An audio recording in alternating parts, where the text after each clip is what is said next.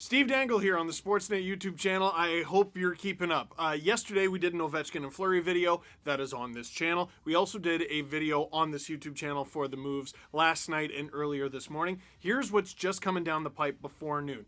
Dougie Hamilton is signing a 7-year deal with the New Jersey Devils, $60 million, so that is just over an $8.5 million cap hit. You know everything you need to know about Dougie Hamilton. He's enormous. He's got the right-handed shot. He's always had amazing underlying numbers. There's the question of, can he do it in the playoffs and all that? And is Dougie Hamilton the sort of player you can win with? All I know is this. I think that's a lot of noise, and he's an extraordinarily good hockey player. He's one of the better defensemen in this league. He's one of the better right-handed defensemen in this league. The New Jersey Devils are not content with being in the basement. You got to remember, the New Jersey Devils being bad, that's a relatively recent development. This is not an organization that is used to failure, and I'm willing to bet they're trying to get back on the winning bandwagon. And Dougie Hamilton is not going to be playing in front of a bad goalie at all with Mackenzie Blackwood in there. Evgeny Dadonov, traded by the Ottawa Senators to the Vegas Golden Knights in exchange for defender Nick Holden and a third.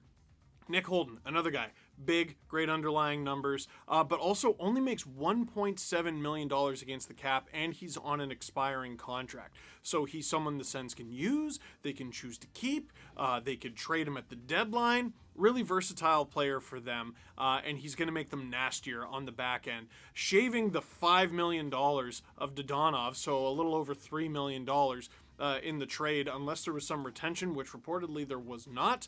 Wow, that's a victory for the Ottawa Senators just in that. Now they can be flexible, maybe have a little bit of room to play for the rest of today, and Vegas gets a little bit of scoring touch. Granted, he's going to get up there by the end of his contract, Dadonov is.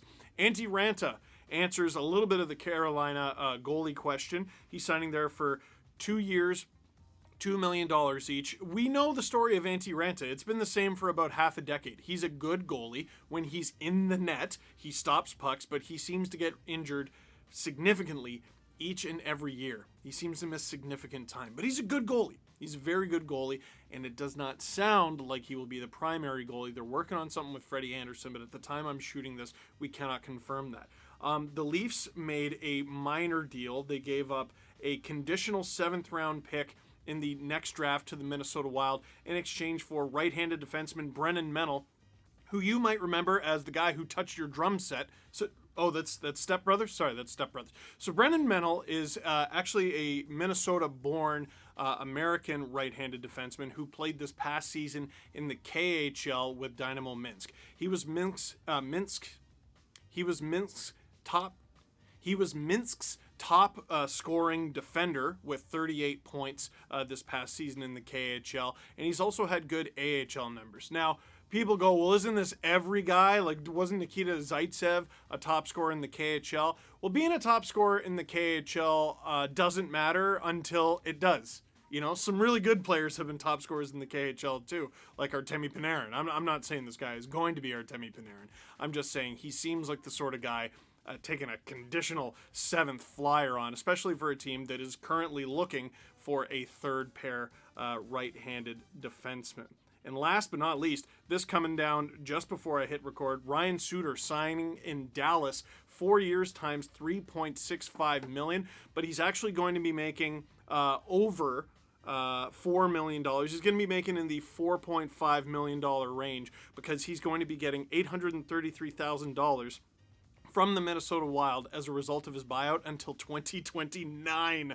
But the Dallas Stars, who I did not think were bad last season at all, they started on the wrong foot because of COVID and everything. They were one of the teams hardest hit, and their season started late. Adding Ryan Suter to that already defensively minded team, Miro Heiskanen is there forever and ever, amen. They're going to be getting a little bit of offense back as Tyler Seguin missed a lot of time. The Dallas Stars, don't sleep on them. They might be closer to that team that made it to the Stanley Cup final than you think.